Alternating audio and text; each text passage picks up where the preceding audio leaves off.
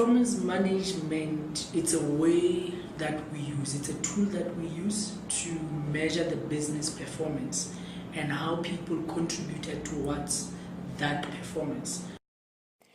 Performance management is a key process in organizations by which managers and employees work together to ensure that the goals and objectives of an organization are met. It is a continuous process of setting objectives, reviewing employees' work and their overall contribution to an organization, as well as providing continuous feedback and training. Performance management systems are mechanisms implemented in order to achieve the organization's performance goals. The 5 key aspects to consider with regard to effective performance management are: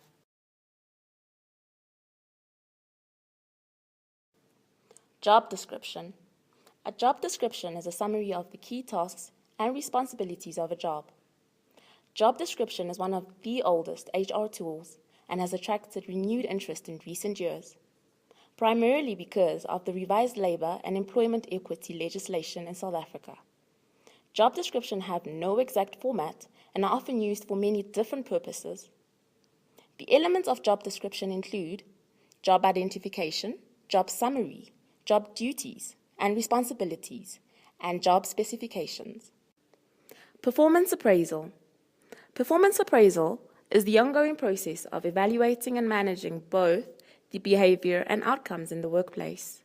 Employee performance common to most jobs includes quantity of output, quality of output, timelines of output, presence at work, and cooperatives. Performance appraisals consist of key performance areas and key performance indicators.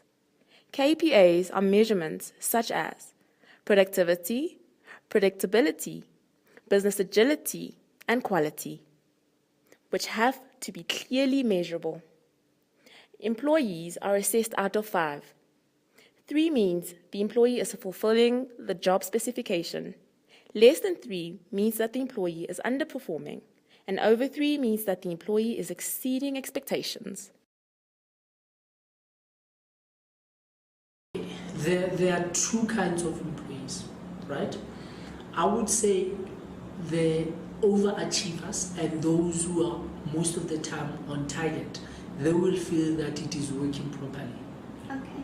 However, those that will find that they are not performing according to the standard, they will see it as it being unbiased, because obviously we know because of the results that come out. And then those are the 2 responses that you will find having.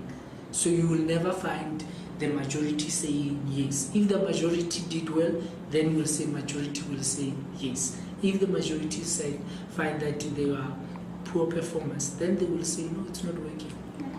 Communication. Communication in context of performance management entails a 2-fold communication channel, which is the basis for converting aims into action. Communication must be clear, ensuring the employee understands their role within an organization. In this way, we ensure that the objectives, performance standards, and competencies are understood as they are applied to achieving the goals of the company. Motivation and incentives. Motivation is correlated with goal-directed behavior and takes place when a course of action is likely to lead to a valued reward. Motivation energizes employees, gives direction to behavior, and underlies the tendency to persist, even in the face of 1 or more obstacles. We motivate employees in various ways. The first one will be in terms of the package that we give them, which is competitive in the market. We have long incentive schemes whereby every 3 years maybe you will receive 30% of your annual package. So that's how we basically do them. And even the programs that we have in the company, like we have the gyms, we have the crash, we have all those things. Even though they are not monetary, but they also add certain convenience to the employees. Implementation. The implementation of a performance management system can be the difference between success and failure. 70% of performance management systems are unsuccessful due to poor execution. The change process should be driven by the organization's top leadership. A gradual succession of implementation stages ensures that problems can be identified and the system is not a sudden change, so that employees can adapt.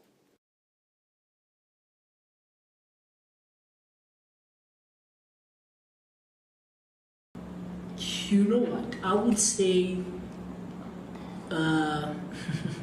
this is a hard question. Personally, I believe the system is improving, right? It's not where it used to be, and it's not where I would say we need it to be.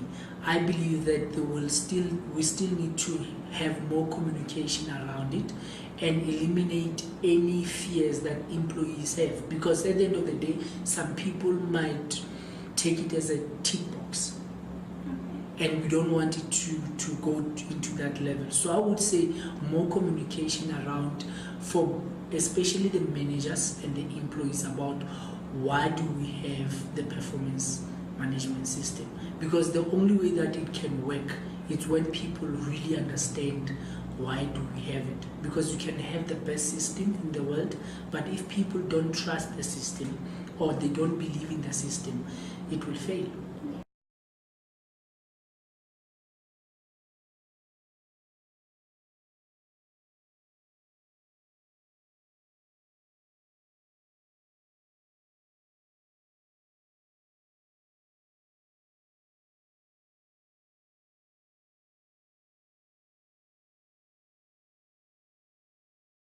The 10 reasons why performance management fails: lack of integration, design challenges, lack of leadership support, implementation failure, lack of monitoring, lack of evaluation, incompetence, lack of rewards, communication challenges, inspiration challenges.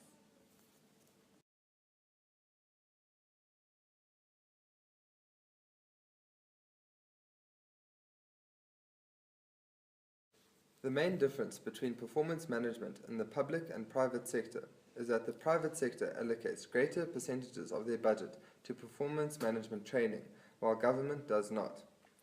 Government focuses on performance development, while the private sector focuses on performance management.